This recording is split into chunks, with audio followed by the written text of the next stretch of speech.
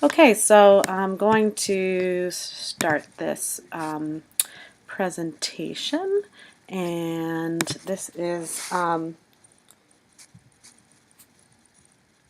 regarding wheat. As we're going, we want you to think about what statements are most striking, which statements you would want to know more about, and then consider which technological changes occur and what effects that they have. So now this is a picture of wheat fields. For centuries, wheat was a community builder, a grain whose benefits were reaped only through cooperation and effective social organization. Farmers grew it, millers ground it, and bakers turned it into sustenance and pleasure. Emmer wheat was one of the first domesticated crops. This is a picture of emmer wheat. Nearly 60% of American cropland is in grain production. Corn, wheat, and rice mostly.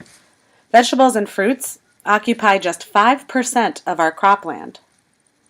The white flour we eat is dead. It is literally a dead part of a plant. The Spanish first brought wheat to the New World. It failed at first, but eventually took hold as a crop.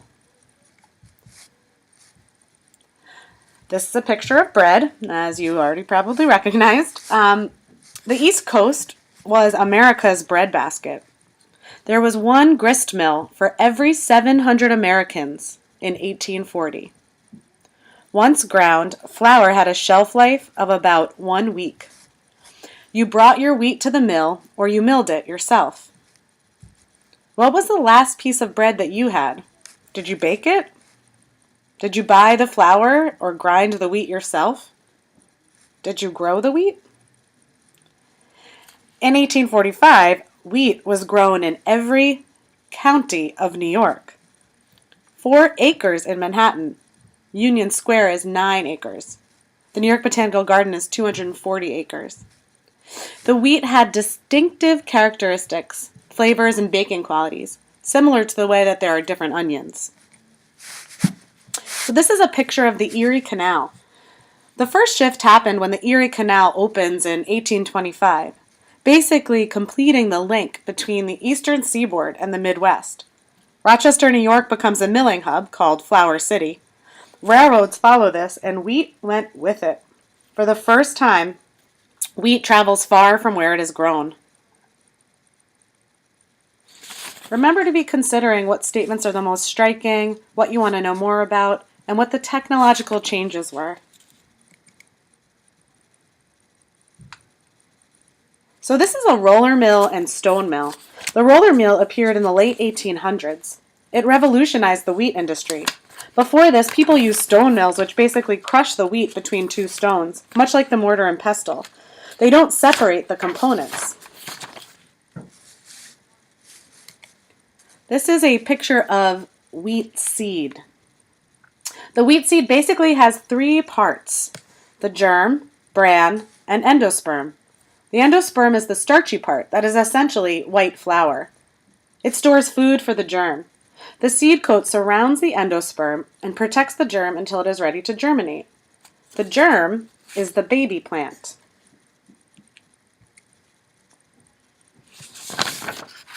So back to the roller mill and the stone mill. The stone mill crushed the germ, releasing the oils. That's what makes it rancid. Roller mills separated the germ and bran from the endosperm. This created a shelf-stable endosperm, or white flour. Looking back at the endosperm, it can be stored and transported. It becomes a commodity crop. It becomes cheaper. So the germ and bran, while only comprising 20% of a total berry's weight, comprise 80% of its fiber and other nutrients. And studies show that only when all the edible parts of the grain are consumed together do you get the entirety of nutritional benefits, and no flavor at all. But what did this do to farming? Here we see a map of the Great Plains. The Great Plains are then settled, and small wheat farms in New York can't compete. And that's the moment that industrialization changes completely the way we use a crop and changes the face of farming. The whiter the flour, the greater the demand.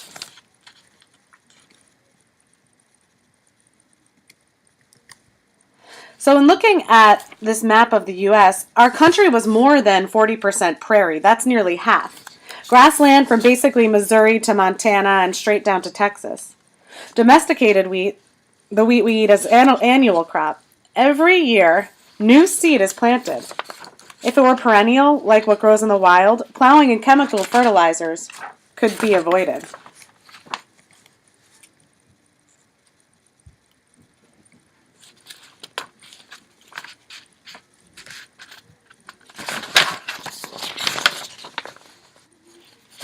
So, sorry, I skipped ahead a little bit, but this is the cast steel plow. So I just wanted to show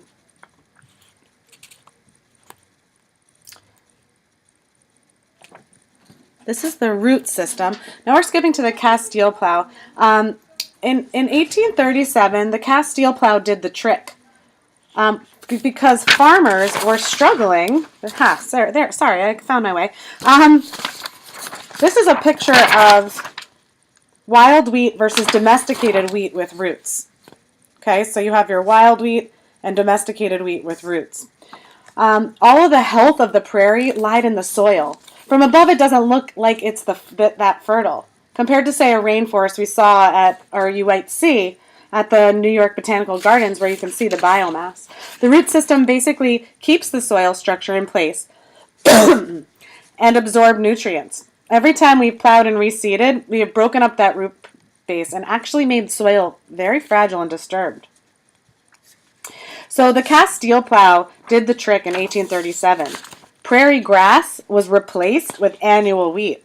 The early wheat failed, but in the 1870s, hard winter wheat was bred, and it worked well. It also worked well with steel roller mills. The roots are shallow and so can't get the nutrients as needed. Thus, we need to fertilize it. We can finally plant and reap wheat, but essentially kill the soil and the prairie in the process. During World War I in the early 1900s, Europe ran out of wheat, and America stepped in. The Homestead Act allowed free land to settlers, and record amounts of wheat were harvested. The grasslands were converted, basically, to annual wheat fields. Then, in 1930s, there was a drought, and the soil basically turned to dust. This was the Dust Bowl, a major environmental disaster.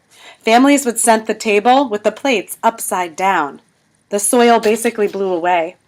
We replaced one of the most diverse ecosystems with 56 million acres of monoculture. The wheat fields today are completely uniform. Almost all of the wheat grown in the prairie comes from just 2 varieties.